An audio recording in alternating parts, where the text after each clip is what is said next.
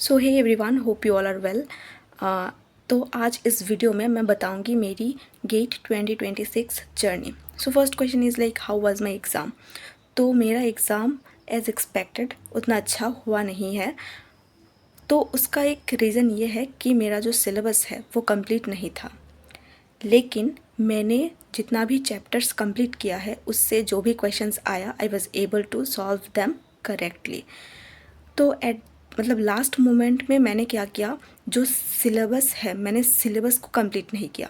अगर मैं सिलेबस को कंप्लीट करती तो आज मैंने जो क्वेश्चंस सॉल्व करके आई हूँ शायद वो भी नहीं कर पाती। मैं मतलब जितना चैप्टर्स मैंने कंप्लीट किया था उसी को मुझे आज भी याद है कि 10 टाइम्स इस टाइप का मैंने रिवाइज़ किया। उसका PYQs भी मैंने 10 टाइम्स लगाई।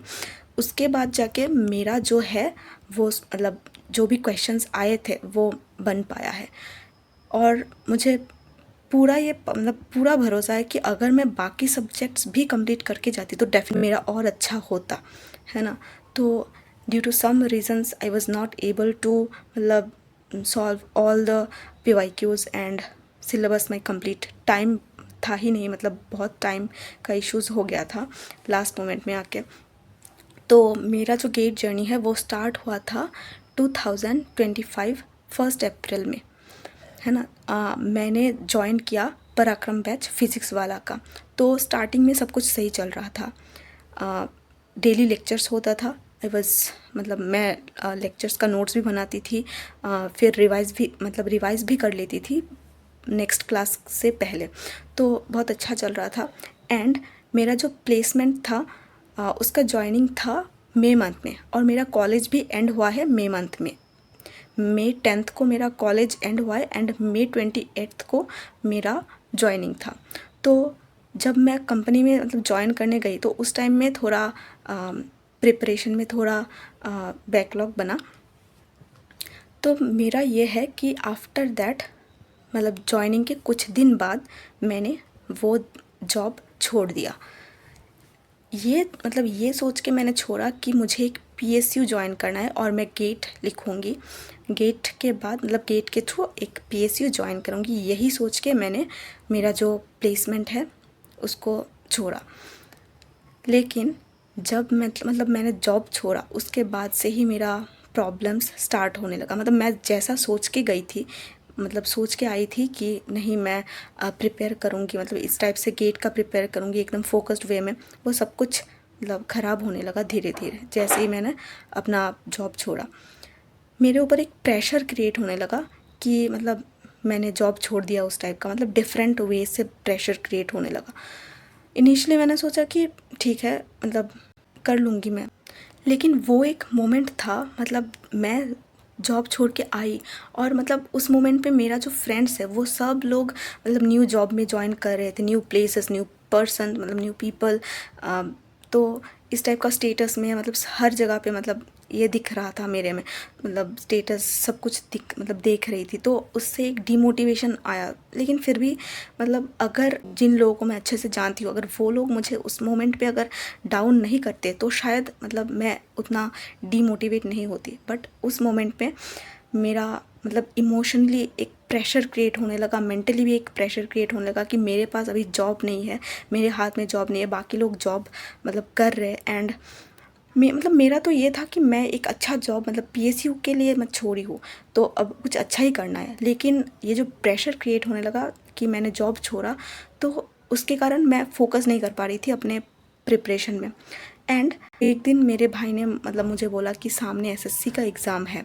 तो मुझे लगा कि नेक्स्ट 2 मंथ में सिंस SSC का एग्ज़ाम है तो मैं SSC का प्रिपेयर कर लेती हूँ। तो क्या होगा मतलब SSC अगर मतलब अच्छे से अगर दे दूँगी एग्ज़ाम तो उसका जो सक्सेस मतलब अगर अच्छा हुआ रिज़ल्ट तो डेफिनेटली मतलब मेरा जो ये ख़राब सिचुएशन है वो चेंज हो जाएगा। एंड ये सोच के मैंने SSC का प्रिपरेशन स्टार्ट कर दिया। एंड गेट का प्रिपरेशन मेरा कम्प्लीटली बंद कर दिया मैंने। मतलब मुझे सोचा कि मैं दिन रात मेहनत करके ये क्लियर कर लेती हूँ, SSC क्लियर कर लेती हूँ, तो शायद मतलब सब कुछ चेंज हो जाएगा। चाहे कुछ भी हो जाए ना, मतलब 2 महीने में SSC का प्रिपरेशन मतलब ये पॉसिबल नहीं है। हो सकता है 1-2 लोग मतलब एक्सट्रीमली एक्स्ट्रा ऑर्डिनरी होते हैं एंड उनका निकल जाता है। बट एवरेज अगर देखा जाए तो 2 महीने में एसएससी का प्रिपरेशन कभी भी मतलब कंप्लीट नहीं होता, बिकॉज उसका सिलेबस उतना वास्ट है ना। तो मुझे पता ही था एग्ज़ाम देने के बाद मतलब क्या ही होगा। तो एग्ज़ाम हुआ था एसएससी का सितंबर मंथ में, है ना। तो जून मंथ से लेके सितंबर मंथ उस टाइम तक मैंने पूरा एसएससी का प्रिपरेशन किया, एंड गेट का प्रिपरेशन मेरा कम्प्लीटली बंद था उस मोमेंट में। तो सितंबर में जब मैं एग्ज़ाम दे के आई तो मुझे डेफिनेटली पता है कि क्या होगा क्या नहीं होगा। तो मुझे लगा कि नहीं, अब मतलब ये होगा नहीं, इससे मतलब होगा ही नहीं 2 महीने में। तो सितंबर में अगेन मैंने स्टार्ट किया गेट का प्रिपरेशन, एंड उस मोमेंट में जब गेट का प्रिपरेशन मैं स्टार्ट करने आई तो मुझे लगा कि मतलब इतना मेरा बैकलॉग बन गया था, 2-3 सब्जेक्ट का पूरा बैकलॉग बन गया। एंड एक एक लेक्चर्स 2 आवर्स देन 3 आवर्स इस टाइप का होता है, एंड उसमें मेरा बैकलॉग बना है। एंड एक सब्जेक्ट में अप्रॉक्स 60+ लेक्चर्स होते हैं।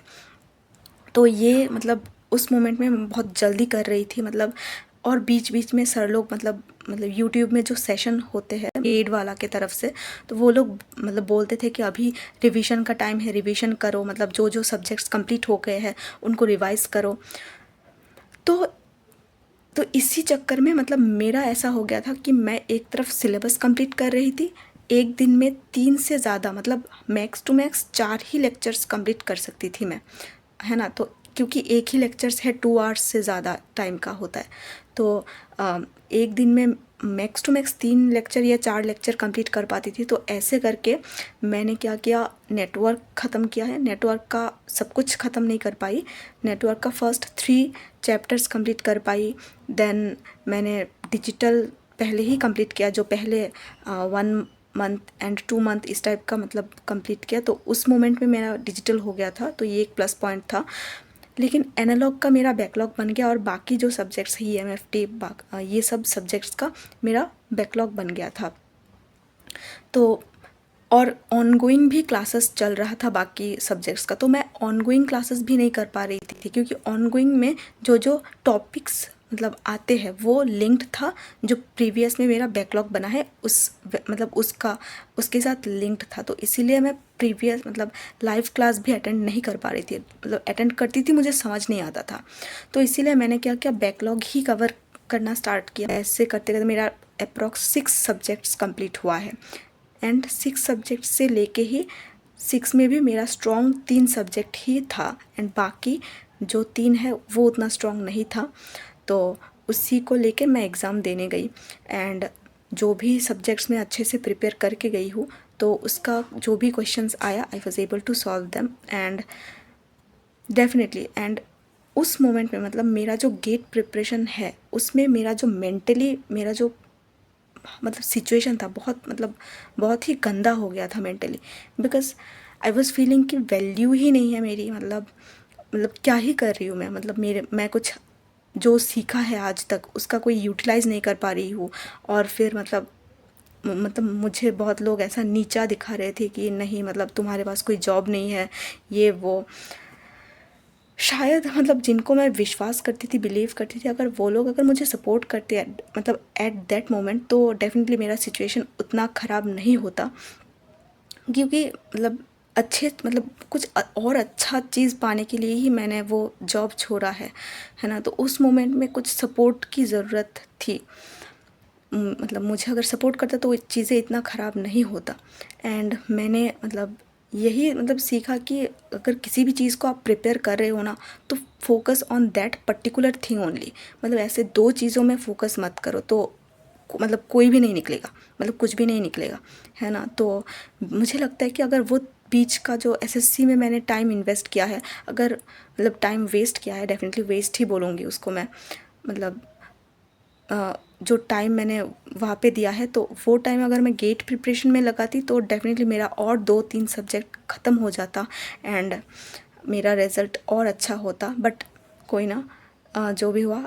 अब मैं सोची कि मतलब अब मैं नेक्स्ट फिर से गेट दूंगी, अब ये जो मिस्टेक्स मैंने पहले किया है वो सब नहीं करूँगी, एंड न्यू वे से स्टार्ट करूँगी सब कुछ। So hope for the best for my self, and please subscribe my channel if you guys want to join with me so see you in the next video.